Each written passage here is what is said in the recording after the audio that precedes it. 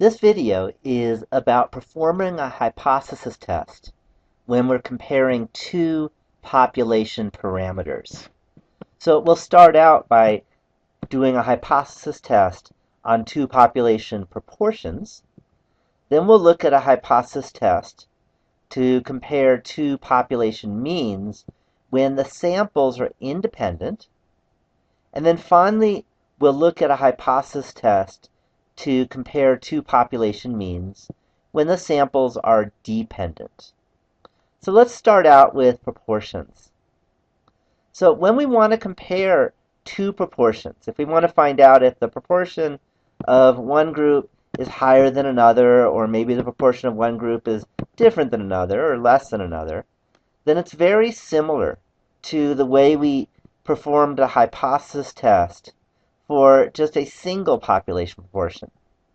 If you remember right, for a single population proportion, our requirements were that NP and NQ both must be bigger than 5. And that was, if you remember, the hypothesized number of successes and failures. Well, in this case, when we have two proportions, we just have to find out that the number of successes and the number of failures are both greater than 5 for both samples. So before, if you remember, we used the TI-84 and we used a 1-prop z-test. Well, when we have two proportions and we have our requirements met, we'll use our 2-prop z-test. And that will help us test a hypothesis for two population proportions, or the difference between two population proportions.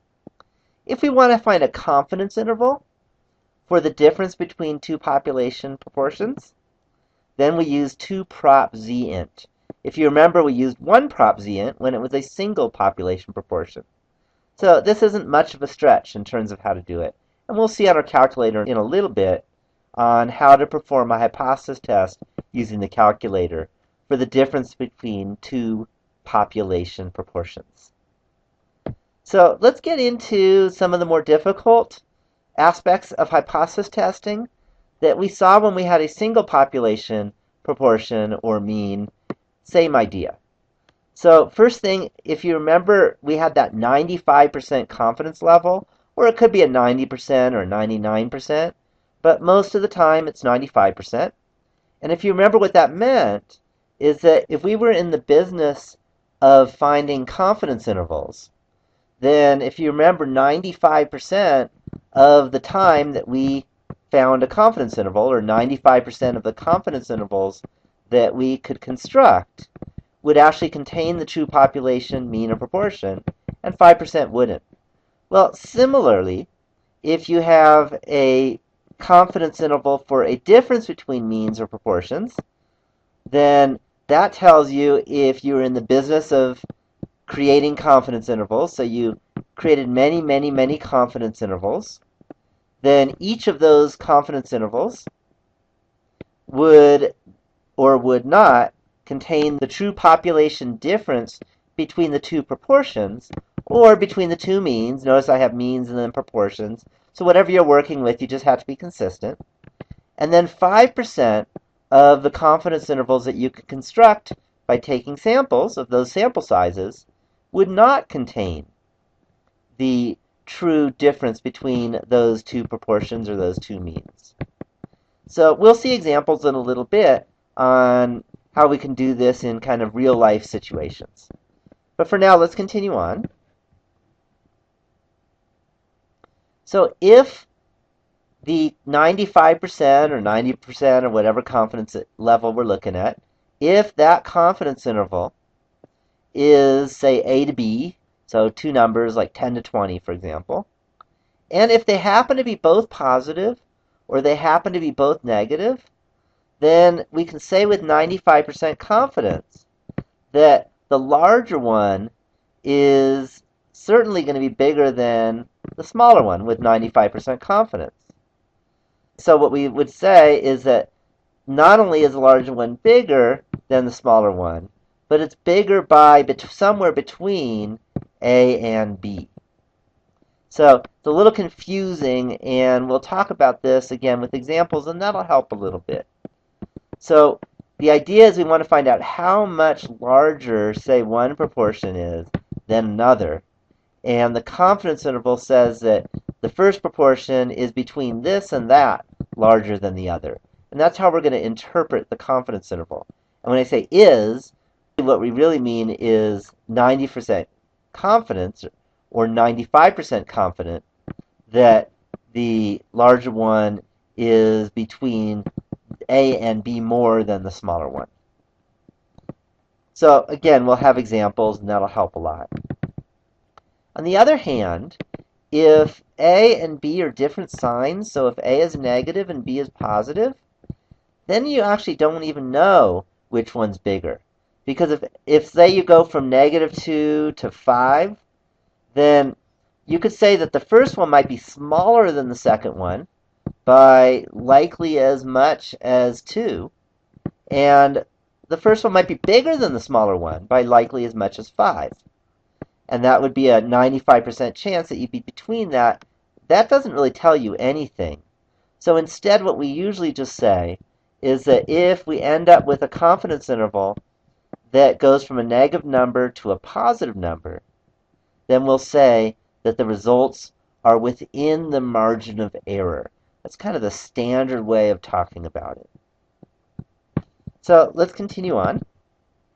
So if you remember, when we had a hypothesis test, we had that level of significance, often 5% level of significance.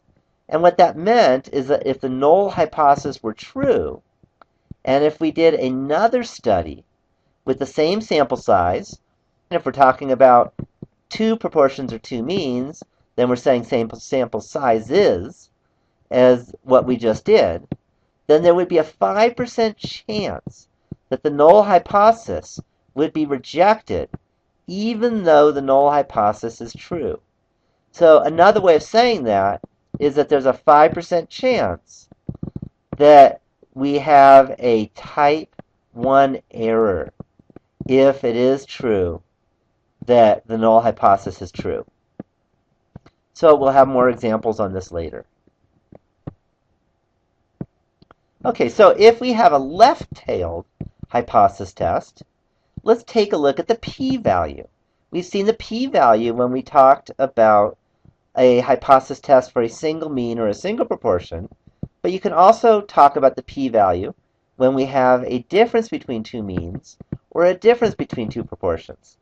So for example, let's suppose we did a hypothesis test for the difference between two proportions, and we got a p-value of 0.03. And let's suppose that the first proportion was 8% higher than the second proportion. So then what that would mean is that if the null hypothesis is true, so for example, if the proportions are the same in terms of the population proportions were the same, and if we did a study with those same sample sizes, then there would be a 3% chance, that's the p-value, that this new study will result in the first proportion being at least 8% less or more, depending on whether you're doing a left or right tail test, than the second proportion. So it says that if the null hypothesis is true, and if we did another study with the same sample sizes, that we would get as extreme a difference or more extreme than what we got in our sample that we just looked at. And that's what the p-value tells us. So notice if the p-value is small, then that means that there's a very unlikely chance that we would get such results that are so different. So because there's such a small chance, we say that, well, maybe it's not that it was just a small chance. Maybe our hypothesis just wasn't right. H0 is false, and H1 is true. So then we reject the null hypothesis. On the other hand, if this p-value were large, let's say instead of 0.03, let's say it was 0.74, for example. Well, that's a huge chance, and there wouldn't be a question. You wouldn't say that, boy, that would be too rare to say that your assumption was wrong. So instead, you basically give up and say that we just don't have evidence to show that your assumption was wrong. to show that first proportion was, say, bigger than the second proportion.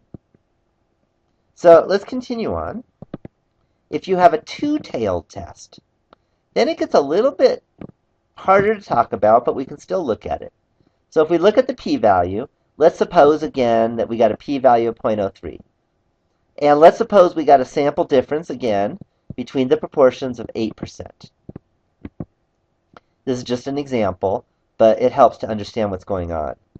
Then if the null hypothesis were true, and if another study was conducted with the same sample size as the current study, then there would be a 3% chance, 3%, that's the p-value, that the new study will result in either the first proportion being at least 8% less than the second proportion, or the first proportion being at least 8% more than the second proportion.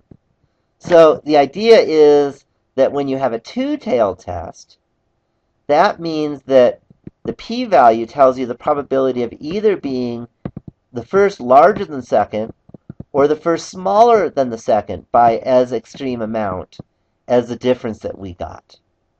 So we'll see examples later. So here's a good example. Okay, so this is an example about difference between proportions, and I'll explain in a minute. So the question is, are transfer students from community colleges more likely to major in the health sciences than students who go directly to a university from high school? So let's suppose that we did a study and 42 of the 200 community college transfer students that we surveyed had majors in the health sciences, and 50 of the 300 direct students, so students who came directly from high school, had majors in the health sciences. What can be concluded at the 0.05 level of significance? Also, find a 95% confidence interval for this difference. For the calculator, we're going to end up using, for the hypothesis test, 2-prop t-test. 2 because we have 2 samples. We have the sample of the community college transfer students, and we have the sample of the students that came directly from high school to the university. Prop because we're talking about a yes or no survey question. The survey question is, did you major in the health sciences? And an answer would be yes, I did, or no, I didn't. And that makes it a proportion. Z, because notice that NP, that's 42, or N1P1 is 42, and N1Q1, that's the number of people who didn't major in the health sciences, and that's 200 minus 42, which is 158. Both of those numbers are bigger than 5. And similarly, N2, P2 is 50, and N2Q2 is 300 minus 50, which is 250. Both of those numbers are bigger than 5. So the requirements are met, and we can use the normal distribution, so we could do a 2-prop z-test. And for a confidence interval, we could do a 2-prop z-int.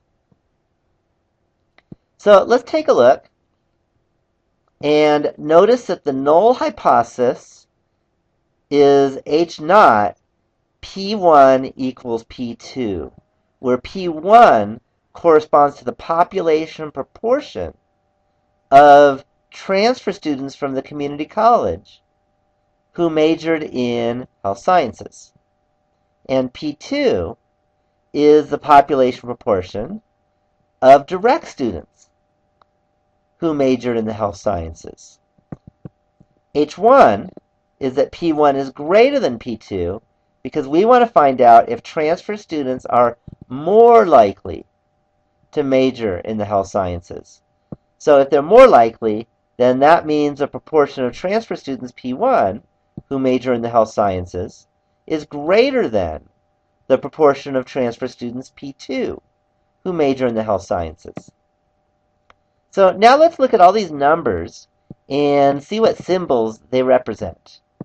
So we can start out by saying 42, that's the number of yeses from the first sample. So we call that x1 equals 42. 200 is the sample size for that first sample. So we say that n1 is 200. Similarly, 50 is the number from the second sample who said yes. So we can say that x2 equals 50. And 300 is the sample size for the second sample. So we say that n2 equals 300. And then finally, we want a 5% level of significance, and we want a 95% confidence interval. So what we say for the confidence interval is that the C level equals 0.95. C level because that's what our calculator asked for. The 0.05, that's our alpha, and we'll use that after we finish our calculator work. So let's go to our calculator. Okay, so here's our calculator. And what I'm going to do is I am going to go to Stat, and then I'm going to go to Tests. And let's first find a confidence interval. So I'm going to scroll down a lot using the down arrow until I get to 2 prop z int. So it's way down here. Okay, so here's 2 prop z int. I hit enter. And it asked for x1, that was 42. It asked for n1, that was 200. It asked for x2, that was 50. It asked for n2, that was 300. And finally, it asked for the C level, and that's 0.95. And I just go down to calculate and hit enter. And there we have it. Here's our confidence interval.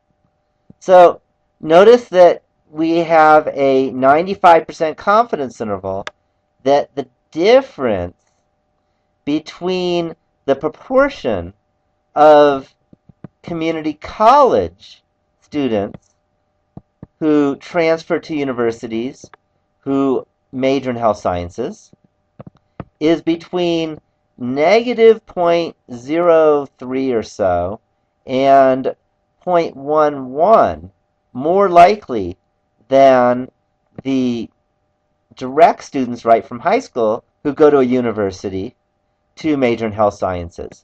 And that's a little weird because to say that it's between negative 3% and 11% more likely, that negative is a little weird. So again, what we usually just say is that it's within the margin of error, because it could be somewhere between 3% less or 11% more likely, and that could be either way. So we just say it's within the margin of error. And what that means is that the true difference between the population proportions may or may not be in this interval.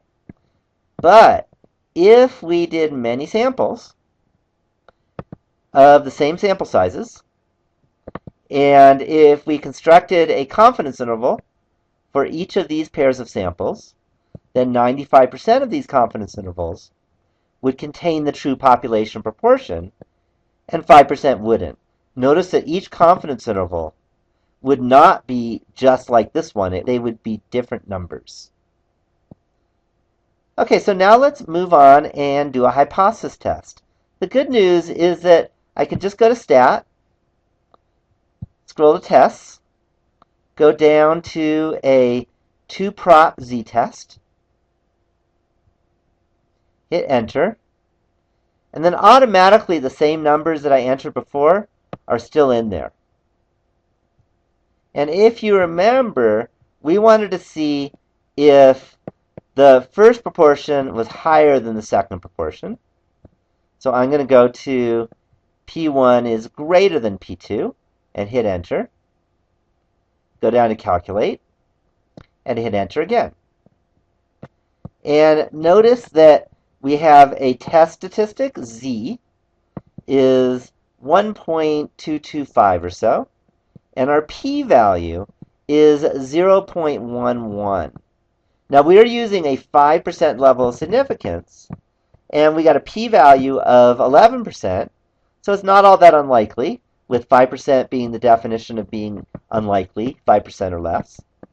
So we say that we do not have statistically significant evidence to make a conclusion whether or not the proportion of community college students who transfer to the university who major in health sciences is greater than the proportion of students who came right from high school who major in health sciences. So we just don't know one way or another, and that's what happens when we get such a large p-value. So notice to interpret the 5% level of significance, what that says is if the proportion, the population proportions had been the same, and if we conducted another study with the same sample size, then there'd be a 5% chance that we would end up, after looking at this new study, we would end up falsely concluding that the proportion of transfer students from the community colleges who major in health sciences is indeed larger than the population proportion of students who came directly from the high school who majored in health sciences. And also, if we want to interpret the p-value of 0.11 or 11%, notice that the difference in proportions, we're looking at 21% versus about 17%. So the difference between these two proportions is about 4% or so. So what we would say is that if the null hypothesis were true, and that community college students majoring in health sciences, their proportion majoring in health sciences, had it been the same as a proportion coming directly from high school who major in health sciences,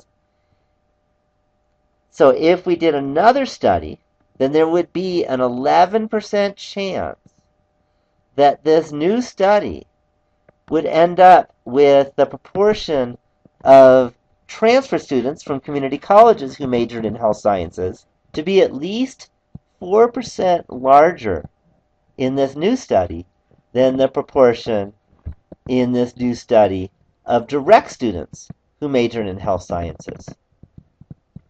Okay, so let's take a look at another example of a hypothesis test for the difference between two proportions. Okay, so here's another example. The question says, are Democrats less likely to own an American car than Republicans? Of the 150 Democrats surveyed, 65 of them owned an American car. And of the 120 Republicans surveyed, 70 owned an American car. What can be concluded at the 0.05 level? Also find a 95% confidence interval for this difference. So very similar to the last one, except now for our null hypothesis and alternative hypothesis, our null hypothesis is that the population proportion of Democrats who own an American car, P sub D, is equal to the population proportion of Republicans who own an American car. For H1, notice the word less. So what we say is that H1 is that the population proportion of Democrats who own an American car is less than the population proportion of Republicans who own an American car. So let's get our cast of characters. We can say first that 65 of the Democrats owned an American car, so that's X sub D is 65. There were 150 of them that were surveyed. So we say N sub D equals 150. We had 70 Republicans owning an American car. So X sub R equals 70. And there were 120 Republicans. So N sub R is 120.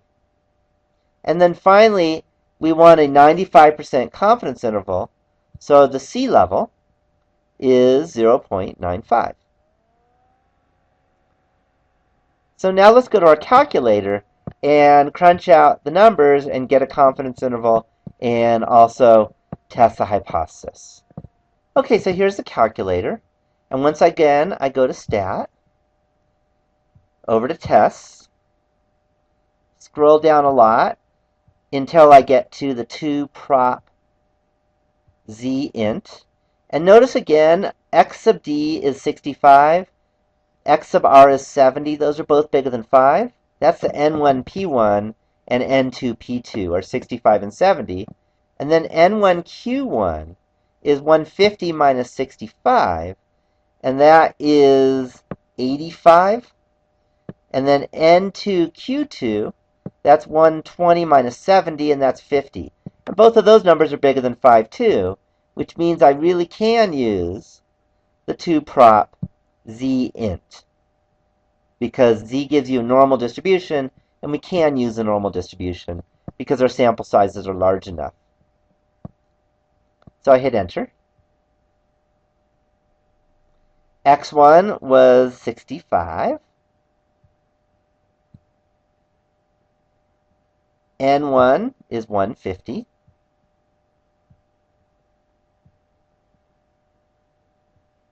X2 is 70. N2 is 120. And the C level is again 0.95 because we want a 95% confidence interval. And I hit enter on calculate. And here's our confidence interval. We're looking at between negative 0.27 about, or negative 27%, to about negative 3%. So sometimes it's easier to get rid of the negatives and say the word less instead. So the way I can interpret this is that with 95% confidence, we can say that the proportion of Democrats who own an American car is between 3% and 27% less than the proportion of Republicans who own an American car. And we can also look at the confidence level, or the C level, which was 95%, which says that if I took many, many, many samples, each sample, and I'm talking about pairs of samples, Democrats and Republicans, each time I did this sampling, I would get a different confidence interval.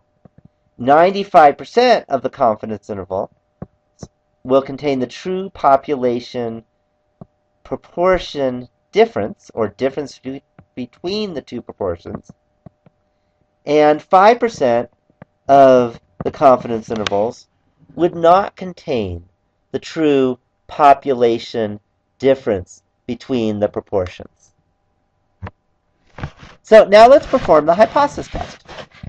I go to Stat, Tests, and now I'm going to go to 2 prop Z-test, which is number 6. I hit enter. And notice that all our numbers are in there already. That's the good news, is that if we're doing both, we only have to type in the numbers once.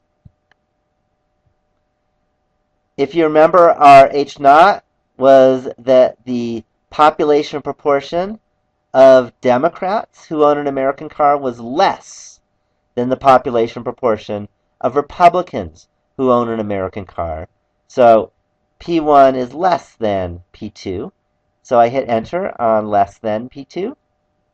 I go down and hit enter on calculate. And we get a p-value of 0.007 about.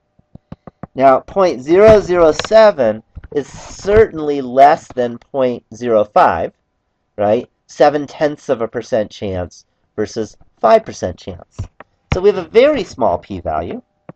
So we can say that we have statistically significant evidence to make the conclusion that the proportion of Democrats who own an American car is less than the proportion of Republicans who own an American car.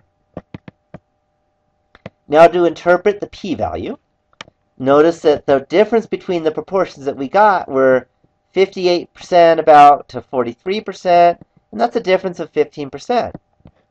So that says that if it were true that the proportion of Democrats who own an American car was the same as the proportion of Republicans who own an American car, and if we conducted another study of the same sample sizes, then there would be a 0.7% chance that our results that we would get in this new study would have the Democrats being at least 15% less likely to own an American car, at least for this sample, than the Republicans.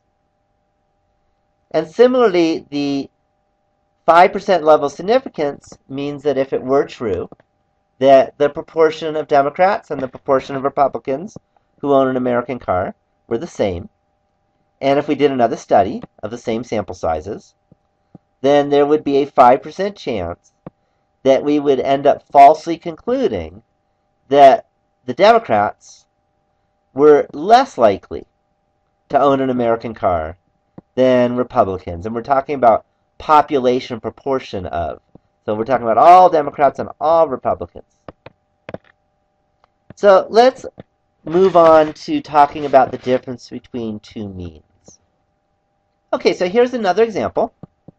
The question asks, is there a difference between the amount of studying for male and female students? The 45 male students in the survey averaged 8 hours of studying per week and had a standard deviation of 3 hours. The 38 female students averaged 8.4 hours per week and had a standard deviation of 2.5 hours. What can be concluded at the 10% level of significance? Also find a 90% confidence interval for this difference. So a few things to note. One is that these standard deviations, which was 2.5 hours and 3 hours, notice that those refer to the sample and not to the populations. So that tells us we're going to have to use the student's t-distribution instead of the normal distribution, the z-distribution, when we're conducting either a test or a confidence interval. So that's one thing to notice. The other, notice we're talking about means, because the survey question is, how much studying did you do? How many hours in the week do you do? And the answer is not yes or no. It's a number. I study 12 hours a week. So that means we're talking about means, and that means we're not doing prop.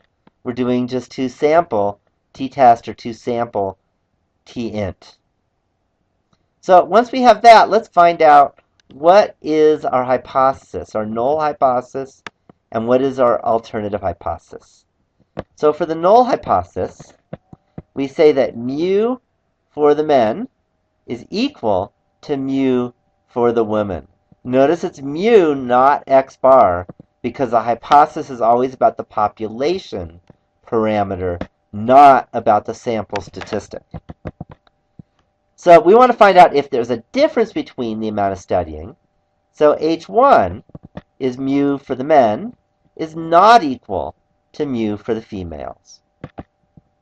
So let's get our cast of characters. So first, the sample size for the men, that's 45. N sub m is 45. Second, the mean for the men, which is x bar sub m, that was 8. Next, the standard deviation, the sample standard deviation for the men was 3 hours. Now let's look at the women. The sample size for the females, that was 38. The sample mean for the female, that was 8.4. And the sample standard deviation for the females, that's 2.5. And then finally, we want a 90% confidence interval. So the C level is 0.90. So now let's go to our calculator and construct the confidence interval and also conduct a hypothesis test. Okay, so here's the calculator. I'm going to go to Stat. I'm going to go to Tests. This time, we will look at a 2-samp t-int.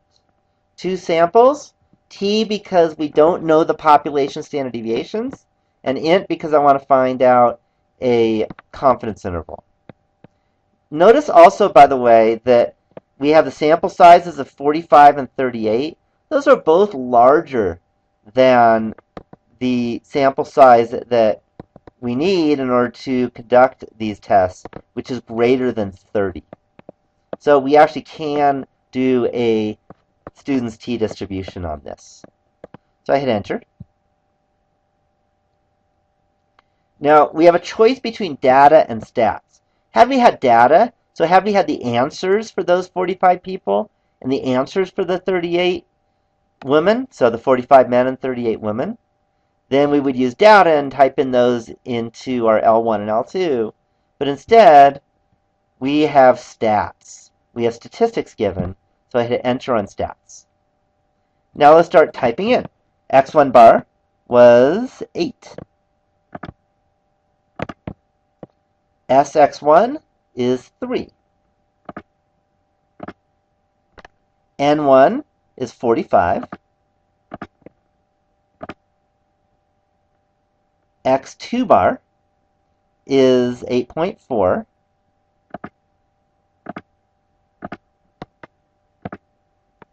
SX2 is 2.5.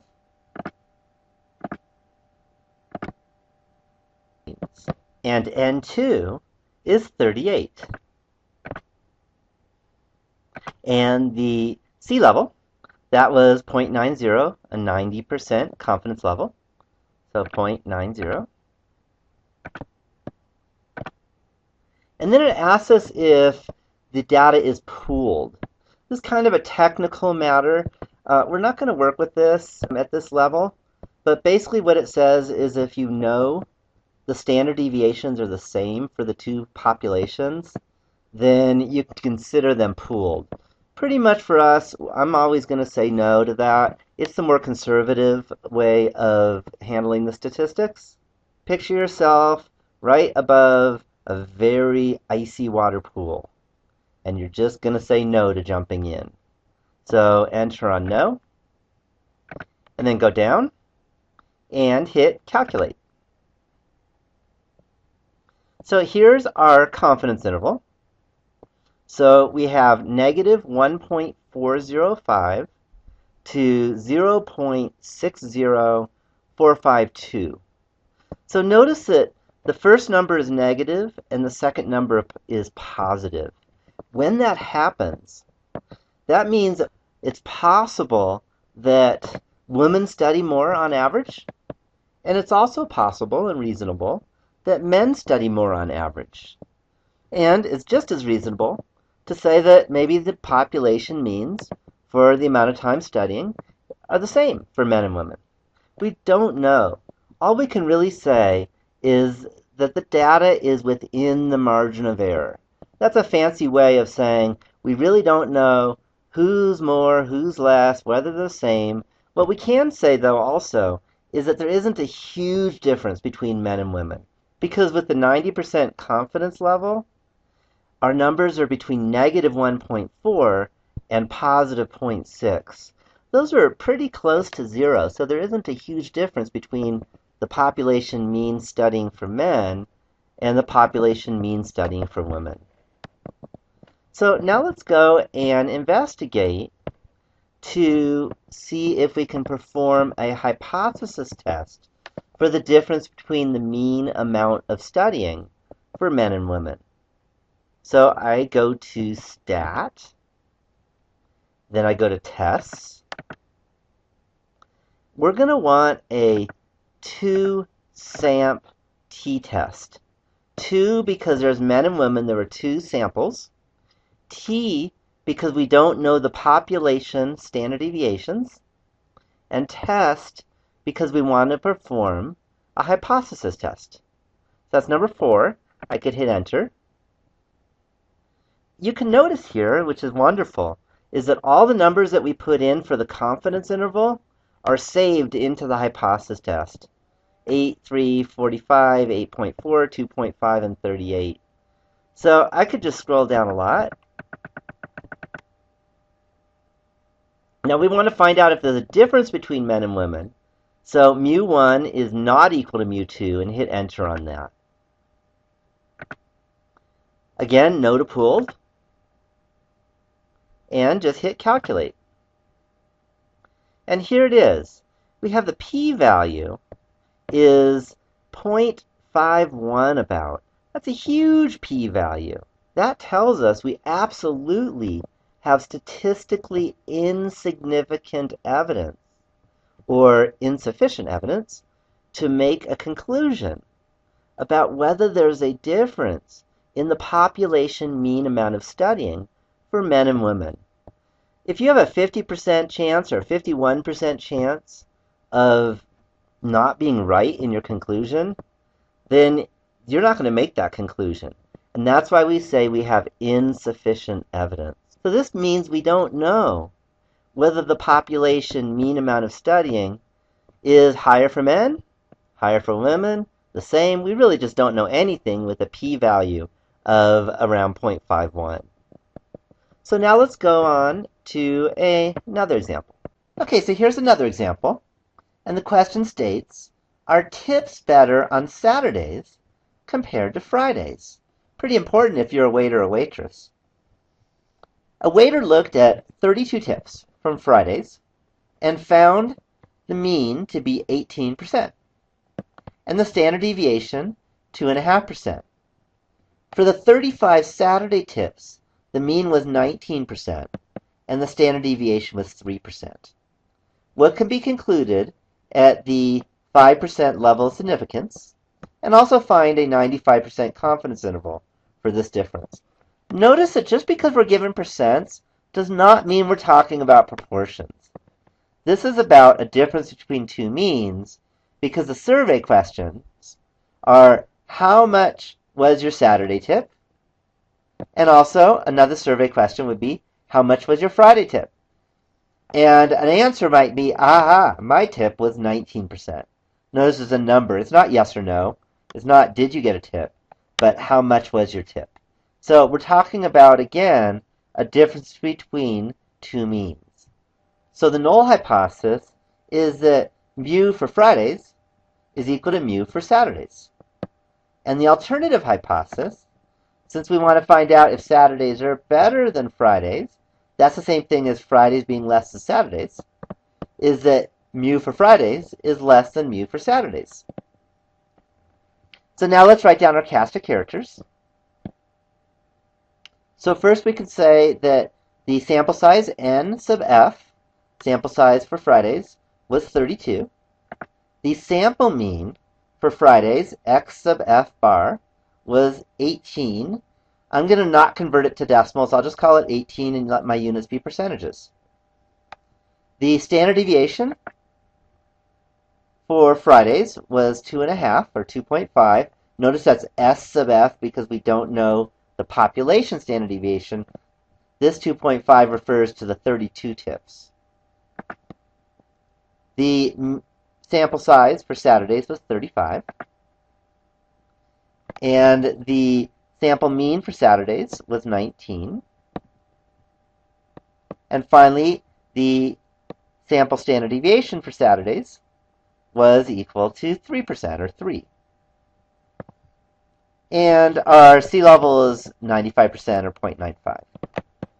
So now let's go to our calculator. So here's the calculator. I go to Stat. I scroll over to Tests. And I go all the way down until I get to 2samp tint. Notice that my sample sizes are 32 and 35, both bigger than 30. So I really can use the student's t-distribution. And I hit enter. So I have stats. And I've already put the numbers in, but I'll just remind you. X1 is 18. SX1 is 2.5. N1 is 32. X2 bar is 19. SX is 3. And then N2 is 35. Our sea level is 0.95. So I didn't put that one in. Let's put that one in. 0.95. No unpooled. And I hit calculate. Okay, so notice here we have a negative number and we have a positive number. So once again, the results are inconclusive. We can just say that the results are within the margin of error. We really can't say that one is bigger than another by a certain amount, but we can say, I guess, is that they're not that much different, not any more than 2.3 different with 95% confidence. But we really don't know which one is more, whether Fridays or Saturdays has a bigger tip. So that's all we can do there. So now let's go down to Stat again, and let's do a hypothesis test. I scroll down to 2samp t-test, hit enter. Stats, because we don't have data, we have stats here. And all the numbers are in for us. I'm just going to scroll down quickly. Our hypothesis was that tits were better on Saturday, or in other words, were worse on Friday, because the first one we called Friday, the second we called Saturday. So that means that mu1 is less than mu2. Scroll down again, not pooled, and hit enter and calculate. So notice that the p-value is 0.07. That's bigger than 0.05. So because of that, we have inconclusive evidence. So it's statistically insignificant in terms of the hypothesis test whether or not the mean tip percent for Friday is less than the mean tip percent for Saturday. And of course, we're talking population means here. So in other words, we know nothing. We don't know which is more. Maybe Friday's more, maybe Saturday's more, maybe they're the same. We just don't have enough evidence to make a conclusion. It might be that our sample sizes are too small, or maybe they really are the same. So now let's move on to another type of difference between two means.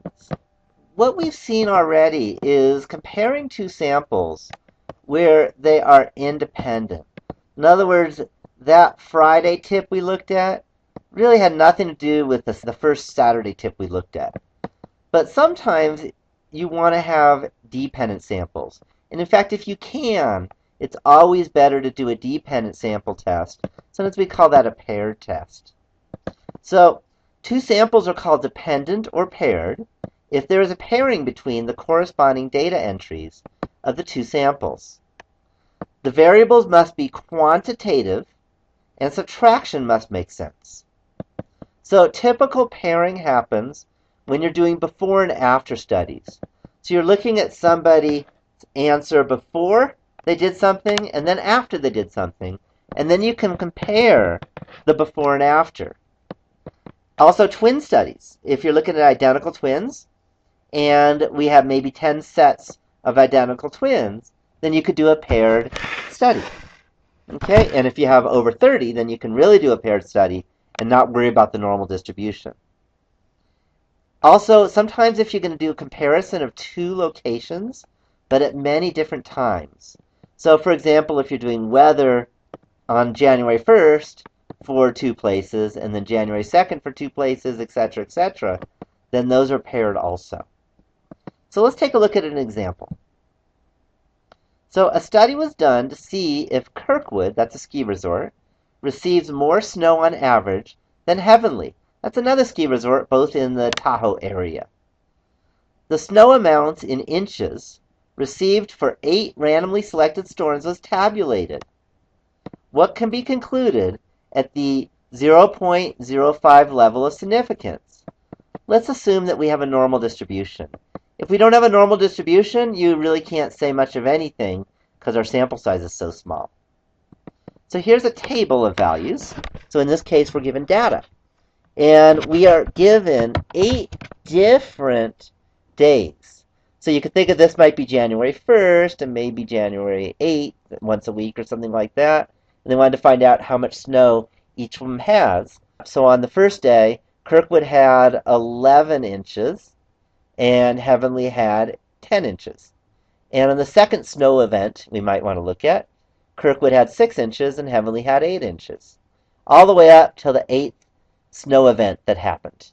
So the question is, does Kirkwood get more snow on average than Heavenly?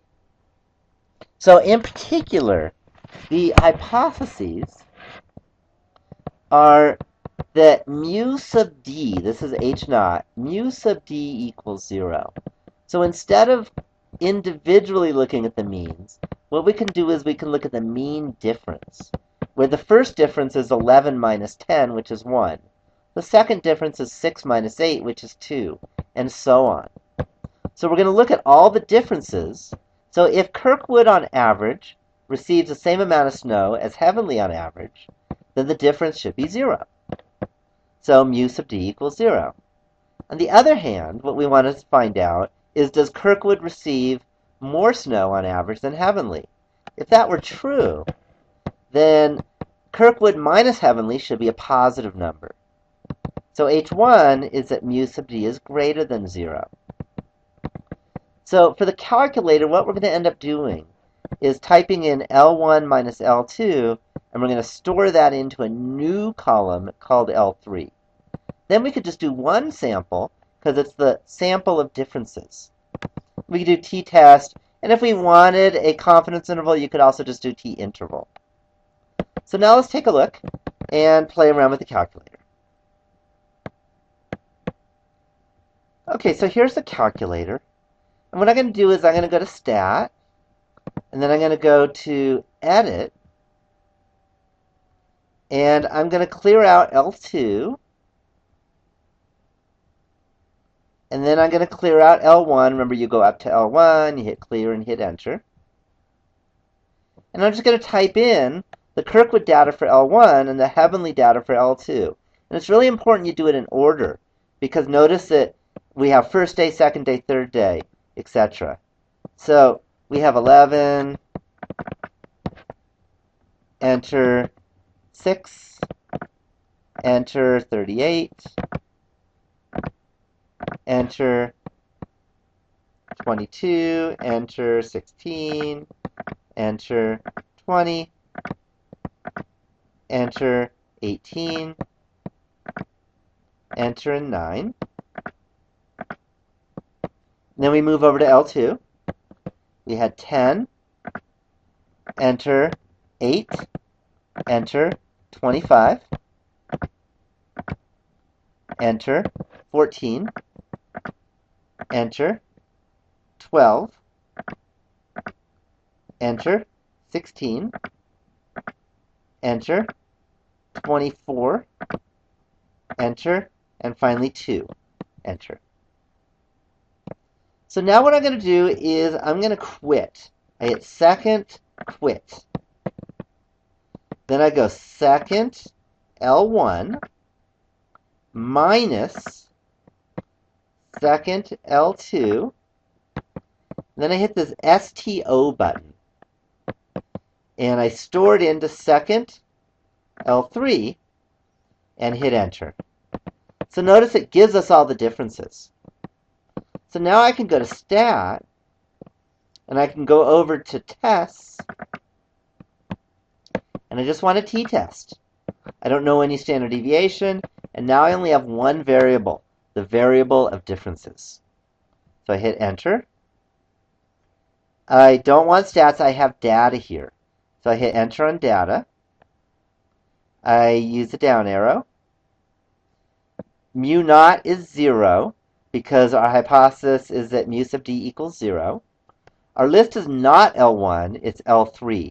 So I go second, 3, hit Enter, and then go down, and we wanted to find out if Kirkwood gets more snow than Heavenly on average, so we go to greater than mu naught. Enter, and then go to Calculate, and hit Enter. So here's our p-value, 0.06 about. And we had a 5% level of significance. We almost made it, but we didn't. Okay?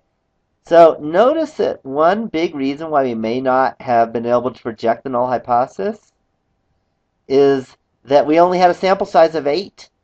When you have a sample size of 8, you should always worry that you're not going to be able to show much. If you know Kirkwood, it does feel like they get more on average if you live up here, but our sample doesn't show that. So all we can say is that there is statistically insufficient evidence to support the claim that the average snowfall for Kirkwood is greater than the average snowfall amount for Heavenly. So now let's look at one more example for the day, and then I promise we'll be done. Okay, so here's the final question. 9 people were tested for memory recall before and after drinking a shot of whiskey. The table below shows the number of digits they could recall for this before and after study. Is there evidence at the 5% level that memory is reduced on average after drinking alcohol? And here's the before numbers. Here's the after numbers. Notice this is paired because we have a person doing a before and after, and it makes sense to subtract that person's answers for each of these, for each person. So we can actually take our hypothesis and say H naught is that mu sub d equals 0.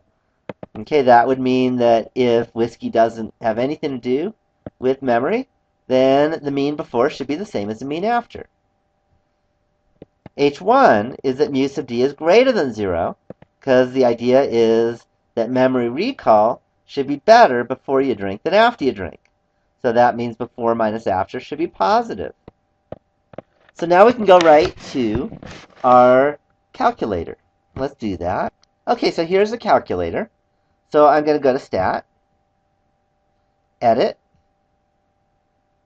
clear out L2, up, clear, Enter. Clear out L1, up, clear, Enter. And now I just type in, L1 will be the before data, 8, Enter, 9, Enter, 6, Enter, 7, Enter, 10, Enter, 5, Enter, 9, Enter, 7, Enter, 6, Enter. And for the after data, it was 7, Enter, 9, Enter, 4, Enter, 3, Enter, 7, Enter, 6, Enter, 4, Enter, 6, Enter, 3, Enter. Okay, now I go quit. So second mode is quit. And I'm going to go second L1 minus second L2, stow for store, into second L3. Hit Enter. Then I go to Stat. I'm going to go to Tests. And I'm going to go to t-test. We're assuming normal distribution, otherwise you can't even do this. I do have data. Our mu naught was 0. Our list was L3. Frequency always let be 1. We want to show before has better memory or more memory than after. So that means mu1 is greater than mu2. So that's correct. And I go to calculate, and I hit enter. Now I have a p-value of 0.007.